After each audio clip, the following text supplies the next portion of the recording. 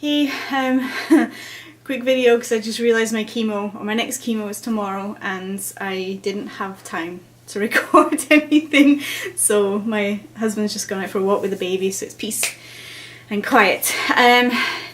There's a lot to talk about, so I'll do it quick. I had the docetaxel. Then on Monday, well, I had the docetaxel on a Friday, and on the Monday is when the pain kicked in. I knew it was coming, I just didn't know how bad it was going to be. I would take childbirth again in a heartbeat. It was so bad. The painkillers didn't touch it. I did read on some forums that for some people it was excruciating. They just couldn't handle it, and for some people it actually wasn't that bad. Mine was bad. I didn't think it was going to be, but it was. It's like, it's bone pain, it's muscle pain, and it's muscle spasms and pain. I was in tears for the full day. The full day. It was too much. It was way too much. Like I said, painkillers just didn't even touch it. So the docetaxel hit me hard, and I got sick. I must have been fighting a cold, and when the docetaxel hit, it was just bad timing.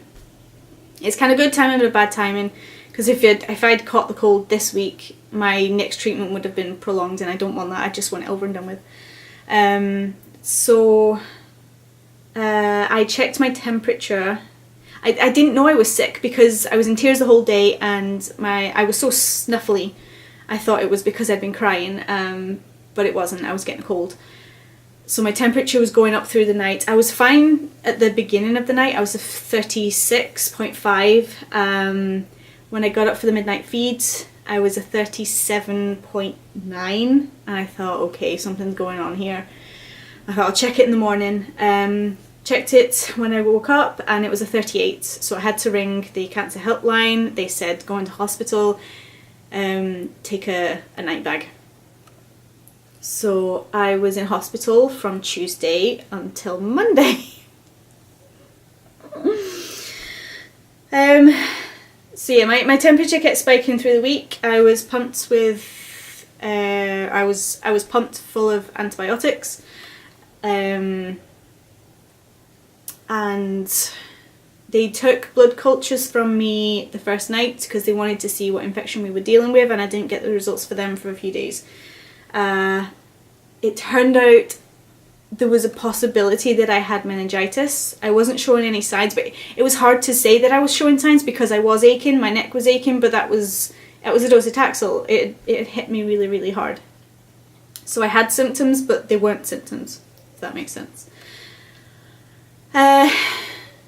Then on the Wednesday, the doctors decided that I didn't need my injection anymore. My injection it goes in the belly, and it's to help stimulate the white blood cells, and that's where you do get some of your pain as well.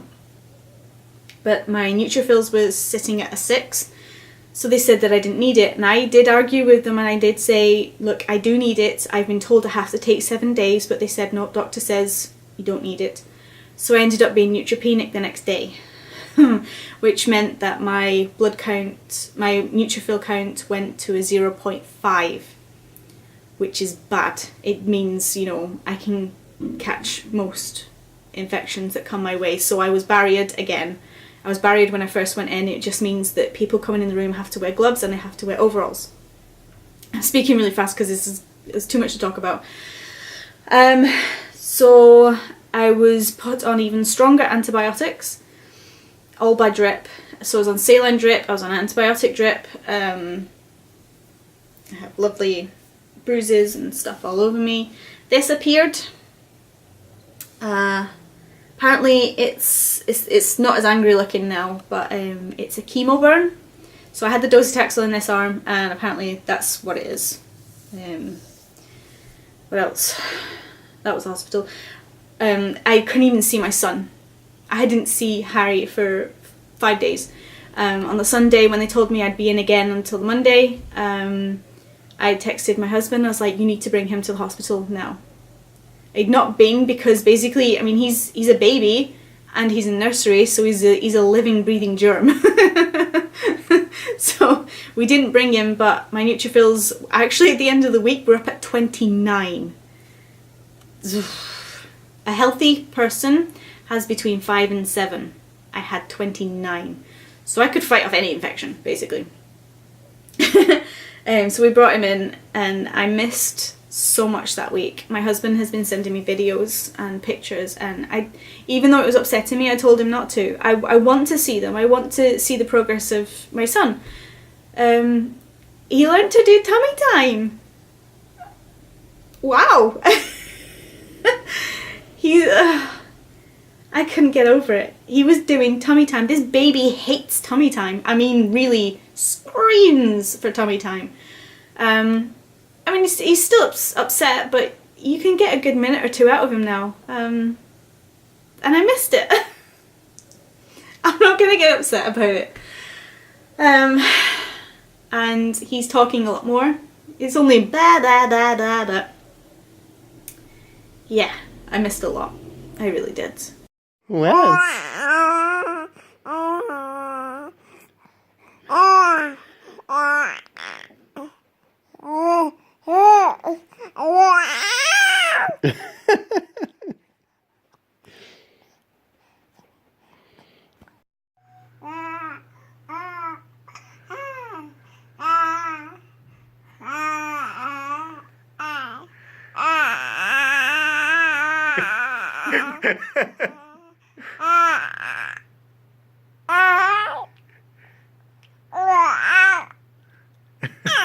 That was a really long story, Harry.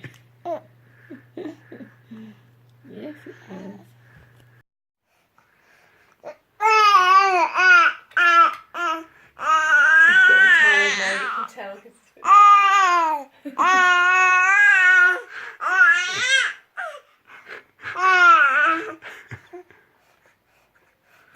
The feet going up at the back. I think we're gonna.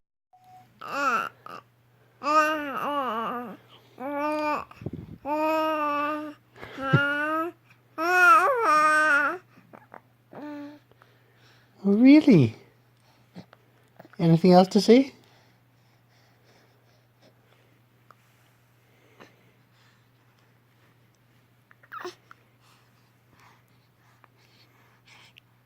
I love you, Mummy. So I got to see him, and he did tummy time on my hospital bed, and oh, I loved it. What else? Scan and genetics results. So I went for another scan. They couldn't find the tumour.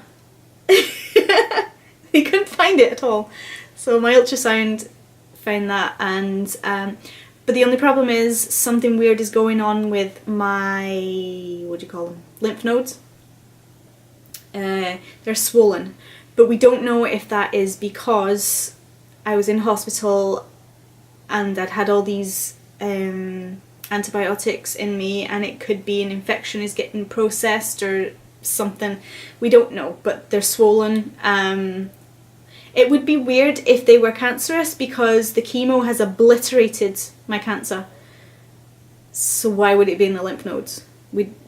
It doesn't make sense. So I'm going to get another scan in, what would it be, 3 weeks now, maybe? And then we'll see what happens if they're still swollen.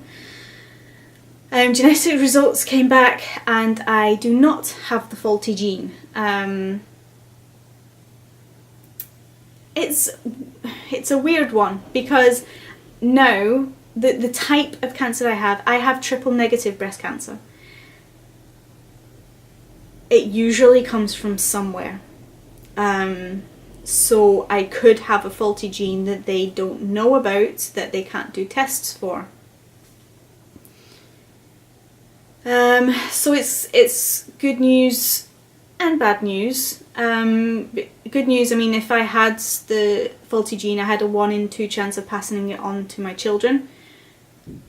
Bad news, these other genes that we don't know to test for, do I have a chance of passing them on to my children? We don't know. It's good that I don't have these faulty genes, but it leaves a whole other lot of questions that we don't know the answers to, and the doctors don't know the answers to. So the oncologist was saying that my type of cancer could come back, but it couldn't be breast cancer. It could come back somewhere else in my body. And it has me thinking of stuff that I probably shouldn't, but it would be silly not to, and that is, what if I don't make it? What if in a few years it comes back somewhere else? And you know, I don't want to talk about this, but you have to. So it's an eye-opener. I'm trying to spend as much time with my husband and my son as possible, and that time is going to be so much better. We have so many more laughs now because life is too short. Whether you live to 99 or 100, that's it. Or whether you have something that limits your life, or whether you get hit by a bus. It's too short, so don't get emotional. So yeah, I don't know what to make of it, but it has me thinking a lot more of what time do I have left.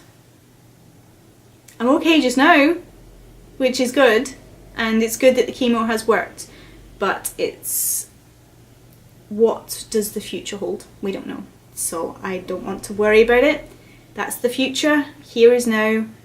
And that's what I'm focusing on. So yeah, I have my next round of docetaxel tomorrow, which will be the Friday, and this video will probably only go up next week because the baby will be back in nursery, and I will sit and feel sorry for myself on the Monday because I'll be in pain again, and I'll actually edit the video this time instead of just turning it on and sitting in front of the camera.